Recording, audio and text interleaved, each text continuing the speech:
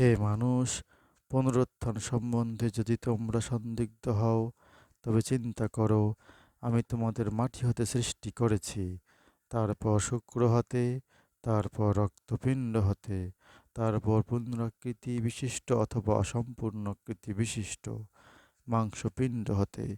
তোমাদের নিকট আমার শক্তির পরাকাষ্ঠা ব্যক্ত করার জন্য আমি যা ইচ্ছা করি তা এই নির্দিষ্টকালের জন্য মাতৃগর্ভে রেখে দেই। তারপর আমি তোমাদের শিশুরূপে বের করি। পরে তোমরা পূর্ণ যৌবনে উপনীত হও। তোমাদের মধ্যে কারো কারো মৃত্যু ঘটে এবং কিছু কিছুকে জরাগ্রস্ত করা হয়, যার ফলে তারা যা জানত সে সম্বন্ধে তারা অবগত থাকে না।